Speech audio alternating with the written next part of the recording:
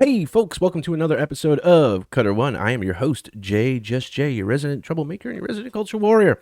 I hope you are all doing well as we try to get over the hump that is the hump day in the middle of the week, and so we can all get to the weekend and enjoy ourselves and relax a little bit. Um, Special shout out to those who are in the dealing with the weather out in the northwest and sort of the western section. It was sort of like almost like the western half of the United States right now. Stay safe for all you guys out there. I hope it has little to no impact other than being a minor inconvenience for you. Okay, so all right, let's get into it. All right, this is an article. It's an article from somebody we've crossed paths with before, and it's the typical article that we would expect. I just, again, for those who may not have been paying attention, I just want to point out how they're continuing to try to tear down Tolkien and tear down Peter Jackson, but in this particular case, it's more about Tolkien, right? And you use them to justify the nonsense that is Rings of Pewter, right? So let's get right into it. This is coming to us from ScreenRant.com, and it's by Angel Shaw, who we've read articles by this individual before. And it says Tolkien's original Hobbit plan would have ruined The Lord of the Rings. The original published version of The Hobbit contradicted the later events of The Lord of the Rings, so Tolkien changed it in the most effective way. Okay, so far so good, right? Nothing major there. The version of The Hobbit that fans know and love is different from the one that was initially published by J.R.R. Tolkien, and the changes significantly impacted the Lord of the Rings plot. The inconsistencies come from the fact that Tolkien had not yet conceived his plan for the Lord of the Rings when he wrote Bilbo Baggins' story, and the ring he won from Gollum was just a magical object, not the one ring to rule them all. So, after the author decided to make Gollum's trinket part of a larger story, he went back to the already published novel and made some changes, but in the most clever way. In The Hobbit, as audiences know it today, Bilbo Baggins found the One Ring where Gollum had lost it and fooled the wretched creature into betting the precious without his knowledge. They shared a series of riddles, and Bilbo ultimately walked away victorious. Gollum hadn't realized that the trinket in the Hobbit's pockets was the precious ring that had imprisoned him mentally for centuries. So, when Bilbo slipped it on, disappeared, and escaped, he was distraught. This is now the accepted as the actual version of events, but when Bilbo first narrated his tale in The Hobbit, he described a far more amicable encounter. In J.R.R. Tolkien's original version of The Hobbit, Bilbo and Gollum's interactions in the caves was far more pleasant. Gollum's trinket, which certainly was special to him, was an understood part of the wager between them, since he had willingly offered it up himself. So, in The Hobbit, when Bilbo won their battle of the wits and his tricky riddle, Gollum was displeased, but he recognized it as fair. They went their separate ways, and Bilbo gained a valuable new tool. There was no indication in this version of the story that the ring was anything more than a little magical. It was helpful in the plot because Bilbo could use it to make himself invisible, which made his skills as a burgher all the more admirable. I had not realized that all this time that Bilbo was supposed to be a meat sandwich. He's a burger. Okay. Anyway, I think she means burglar, but we'll let it slide. In the same sense, Gollum was a far less piteous creature. As a whole, The Hobbit had been a reasonably short, whimsical tale of a clever hobbit who met with a mysterious creature in a mysterious cave and won a mysterious ring. However, this changed when J.R.R. Tolkien began writing The Lord of the Rings. The Hobbit was originally published in 1937, and the first Lord of the Rings book wouldn't be published until 17 years later, in 1954. During this time gap, J.R.R. Tolkien began to rethink the nature of his ring. It became the center of the plot of his new series, which would see Bilbo's nephew battle against the terrible temptation and power that was the One Ring. From here, an entire universe and fantastic lore was born. The Lord of the Rings described the Dark Lord Sauron and his evil intentions centered around rings of power, but this didn't fit with the part Gollum had played in The Hobbit. If the One Ring was a source of power and terrible temptation, then Gollum shouldn't have been able to offer it as a prize for Bilbo so willingly. The Lord of the Rings changed the ring from a useful trinket to a source of great power. This, in turn, retconned Gollum's character. He no longer seemed like a whimsical creature who enjoyed living in a cave and catching fish. He was a victim of the One Ring, something the established version of The Hobbit just didn't communicate. J.R.R. Tolkien was a writer who deeply cared for the continuity of his work. The issues with Gollum's interaction with Bilbo in The Hobbit could have been ignored, and The Lord of the Rings could have been a success without any changes. However, the king of fantasy applied his cleverness to ensure that his tales of Middle-earth were cohesive.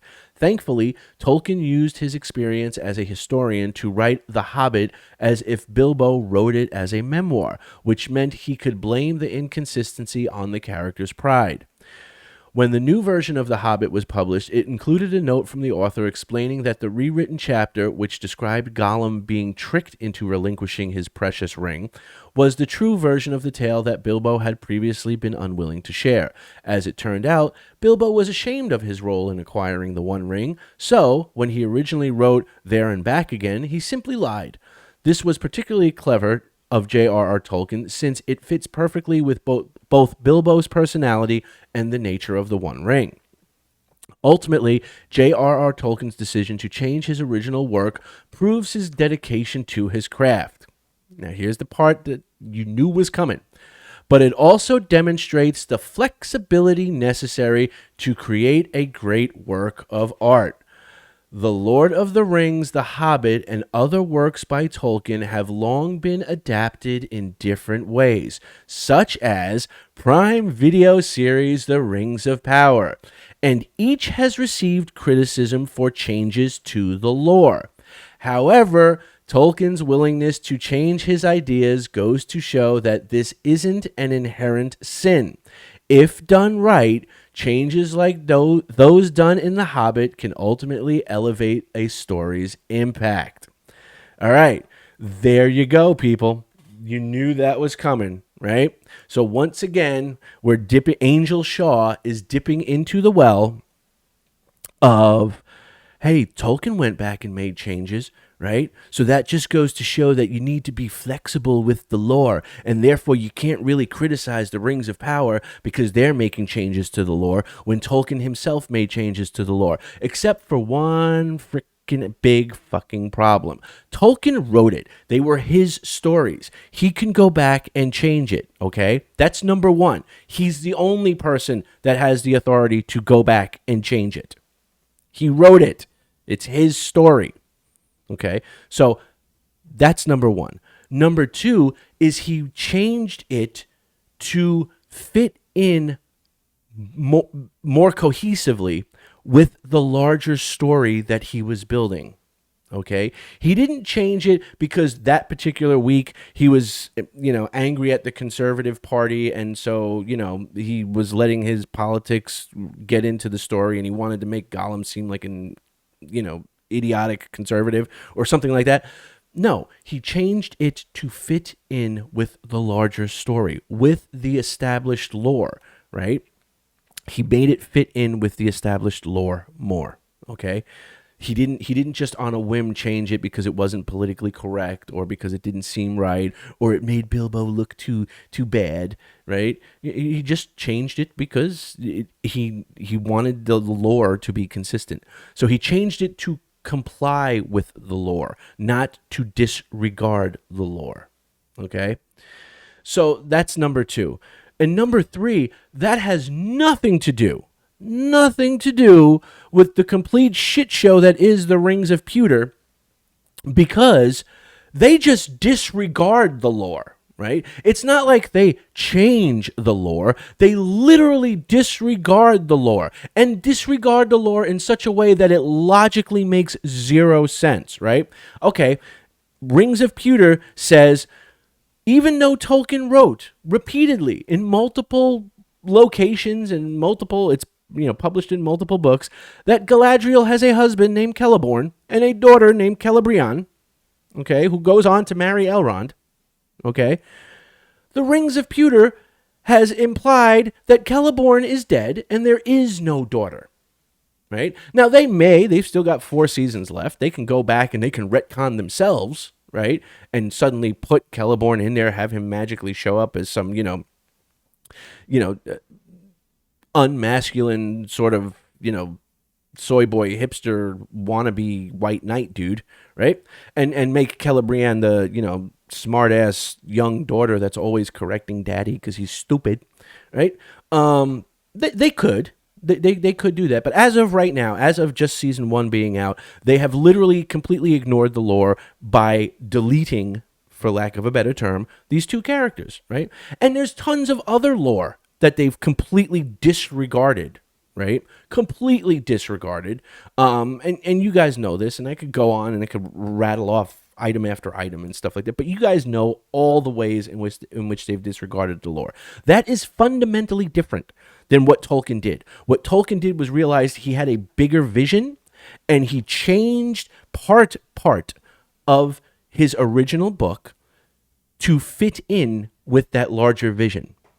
He didn't disregard it. Actually, if you want to make the case that what Rings of Power is doing is sort of what Tolkien is doing, then, as Miss Shaw said, Tolkien could have ignored what was in The Hobbit, okay, and just had made it some trinket that, Bilbo won fair and square, okay, and then later on just put out The Lord of the Rings and acted like what he wrote in The Hobbit didn't exist, okay?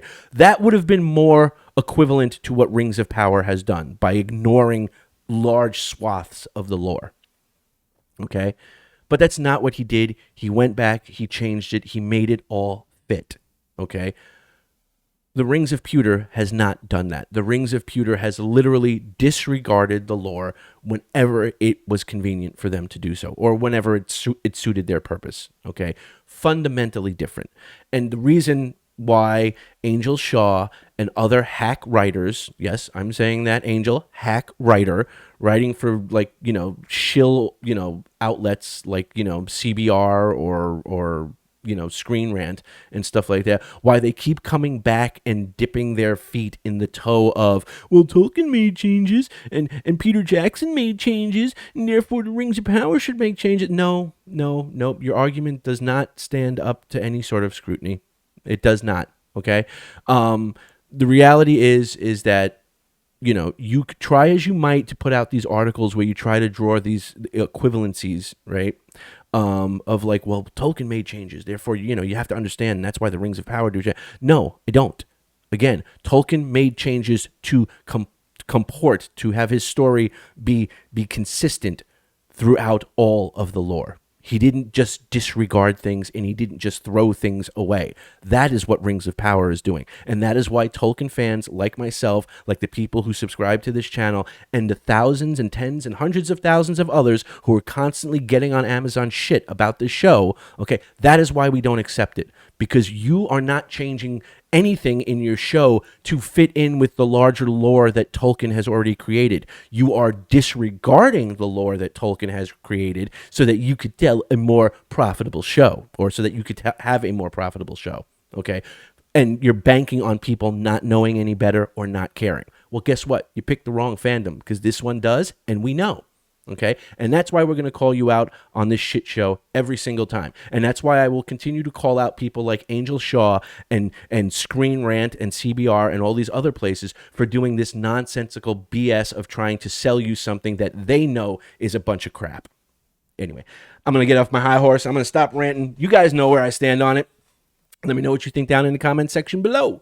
Do you think that Tolkien changing The Hobbit to comply with the larger vision and the larger lore that he was writing is the equivalent and gives a pass to the Rings of Power and their showrunners and how they disregard the lore? Do you think they're the same? Do you think we should understand? Let me know what you think down in the comments section below. As always, remember, if you like the video, like the video. If you feel like sharing the video, by all means do so. It gets it out there. It gets it seen. It helps with the YouTube algorithm. And maybe even the Angel Shaws and these other hack writers will see this stuff and know that they're not fooling anybody. Okay? Because I have no problem telling them to their face that they're hack writers and they're not fooling anybody. As a Tolkien fan, I'll do that all day, every day, 7 days a week, and 365 days a year. All right. Yeah. So, and if you have not subscribed, I would hope that you would consider subscribing and joining the army of beautiful badasses as we hold the line and protect the professor and his work from the Angel Shaws and the Amazon Primes of the world. And if you are a returning subscriber, thank you so much from the bottom of my heart for getting in the fight and having my back. And I've got yours. And we ain't going to give up, and we will call this crap out every time we see it. All right, folks, that's going to do it for today. Until the next time, remember, be good, be awesome, be safe, but more importantly, stay more dorkish. Peace.